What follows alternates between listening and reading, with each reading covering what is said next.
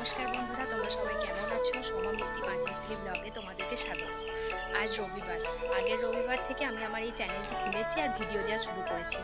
যে সমস্ত বন্ধুরা আমার পরিবারে এসেছো, তাদের সকলকে আমার আন্তরিক শ্রদ্ধা ও ভালোবাসা জানাই।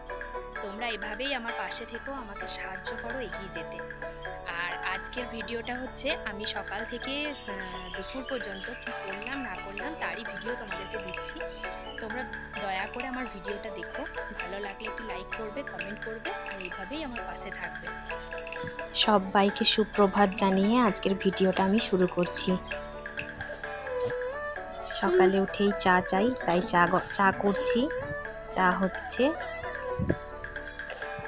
এরপর চা আর বিস্কুট নিয়ে খেতে বসবো। চা, টোস্ট বা লেরুয়া এসব দিয়ে চা খেতে না ভীষণ ভালো লাগে, বিস্কুটের থেকেও।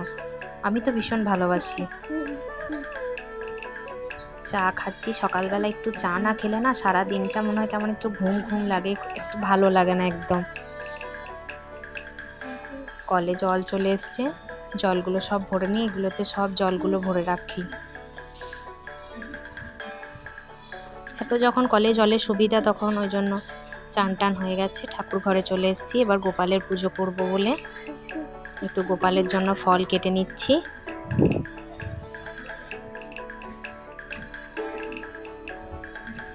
পুজো করার আগে ধূপ মোমবাতিটা জ্বেলে নিলাম। এবার গোপালকে উঠাবো। গোপাল, সকাল হয়ে গেছে, তুমি তাড়াতাড়ি উঠে পড়ো। উঠে পড়েছি আমি। এবার গোপালকে স্নান করাবো। জয় গোপাল। গোপাল, তুমি সবার ভালো করো, সবার মঙ্গল করো গোপাল।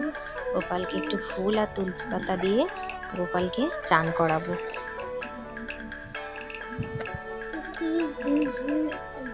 শ্রীকৃষ্ণায় গোবিন্দায় বাসুদেবায় নমঃ।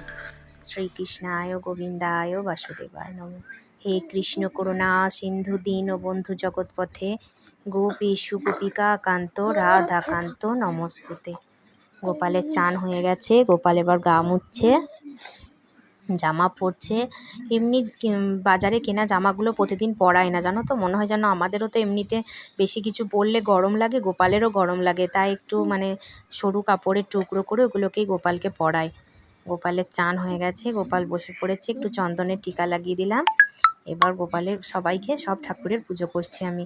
সকালে পুজোটা না করলে না মনটা একটু সারাদিন ভালো লাগে না, মনে হয় সকালে একটু চান টান করে আগে ঠাকুরকে পুজো করব, তারপর অন্য কাজ করব। তাই ঠাকুরকে আগে ফুল দিলাম, পুজো করলাম, আর অন্নপূর্ণাকে একটু প্রণাম করে এলাম, তারপরই সমস্ত কাজ শুরু করব।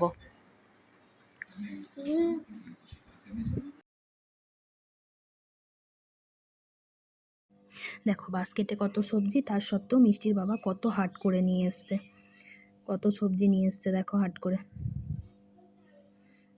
দেখো পুকুর থেকে তুলে আনা টাটকা কলমির শাক। ভাত 1 ফুট হয়ে গেছে, কুকারের সিটি হয়ে গেছে।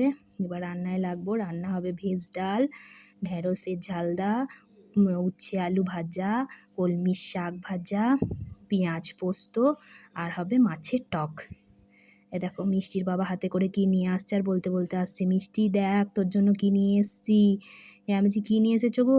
নিয়ে ব্যাগ থেকে বার করে দেখাচ্ছে একটি কাঁঠাল, কাঁচা, যখন পাকবে তখন তোমাদেরকে আবার দেখাবো ভেঙে।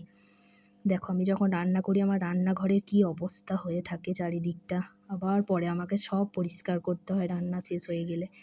রান্না বসিয়ে দিয়েছি। আর একটা কথা কি বলো তো, কলমির শাক রসুন ছাড়া ভালো লাগে না বলো, তাই একটু কলমির শাক ভাজার সময় রসুন দিয়ে দিলাম। এবার করছি ঢেঁড়সের ঝালদা। ঢ্যাঁড়স খেতে আমি খুব ভালোবাসি, তোমরা কে কে ভালোবাসো? ঢ্যাঁড়স, লালতের শাক, কচু, এই সমস্ত মানে একটু লাল লালপেলে জিনিস, মানে খাবারগুলো খুব ভালো লাগে। কেন কেন বলো তো, ভাতে মাখিয়ে দিলে খুব খুব করে গিলে নিলেই ভাত পেরিয়ে যায়। ঢ্যাঁড়সটা অনেকটা আছে তো ওই জন্য আলুটা একটু অল্প দিলাম, নিয়ে ঝালদাটা করে নিলাম সর্ষে বাটনা দিয়ে। ঝালদা হয়ে গেছে। দেখো আমার ডালও রেডি, ডালও হয়ে গেছে। ভাত এবার রান্না করতে করতে মেয়েটাকেও তো খাওয়াতে হবে, ওই জন্য মেয়েটার জন্য ভাত বেড়ে নিচ্ছি, ঠান্ডা করতে দিচ্ছি, ওকে খাওয়াবো। সব কাজের মাঝে ওইগুলো তো আগের নজর রাখতে হবে ছেলের খাওয়ার জন্য। এবার পেঁয়াজ পোস্ত চাপাচ্ছি। আমার না পেঁয়াজ পোস্ত, বাটি পোস্ত, পোস্তর বড়া, এরকম পোস্ত খেতে ভালো লাগে, কিন্তু এগুলো একটু বেশিই ভালো লাগে। আলু সেদ্ধ, ডিম সেদ্ধ, ঘি, নুন আর ভাত 10টার সময় খেতে আমাদেরও কিন্তু ভীষণ ভালো লাগে। পেঁয়াজ পোস্ত হয়ে গেল। আর পেঁয়াজ পোস্তটা কি জানো তো, আমি প্রথমে খাই না, খাবার শেষে ভাত রেখে দিই দুটিখানি, দিয়ে ওই ভাতের সাথে পেঁয়াজ পোস্ত বা বাটি পোস্ত যাই বলো মাখিয়ে শেষে খাই, খুব ভালো লাগে। তার সঙ্গে যদি একটু চাটনি মাখানো যায় তো আরও ভালো লাগে। উচ্ছে আলু ভাজাটা একটু শেষে করছি, কারণ কি বলো তো, তেতো হয়ে যাবে তো। এবার শেষে হচ্ছে মাছের টক। এখানে মাছের টকে মিষ্টি দেয় না, দিলেও খুব সামান্য, আর শেষে একটু ভাজা মশলা মানে ভাজা গুঁড়ি দিতে হয় টকে, খেতেও সত্যি খুব ভালো লাগে। সব রান্না হয়ে গেছে, শাক ভাজা, পেঁয়াজ পোস্ত, উচ্ছে আলু ভাজা, ঢ্যাঁড়সের ঝালদার ডাল, মাছের টক, এই দেখো হাট থেকে নিয়ে এসছে নান আর চপ, খেতে বসে গেছি। মিষ্টির খাওয়া হয়ে গেছে, সবারই খাওয়া হয়ে গেছে, শেষে আমি খাচ্ছি। তাকটা খুব অগোছালো হয়েছিল, তাই একটু গুছিয়ে রেখে দিলাম। আর দেখো একটি পার্সেল চলে এসছে, তাই ভাবলাম খুলবো, তোমাদেরকেই দেখাই প্রথম, তাই খুলে তোমাদেরকে দেখাচ্ছি। 3টে বাটির সেট, এগুলো সেই বড় বড় বাটির সাইজগুলো, আর মুখটার কাজটা একটু ফুটো ফুটো, এগুলো দিয়ে তোমার জল পড়ে, সেই চাল ছাকার জন্য এখন যেটা হয়েছে। দেখো রোদের জোর কম বলে সব কেমন উঠোনে মিলে মিলে আমাকে রোদে দিতে হয়েছে। বাবা খাবে, বাবার খাবার বাড়ছি, বা যা যা রান্না করেছি সব সাজিয়ে বাবাকে দিয়ে দিলাম খেতে।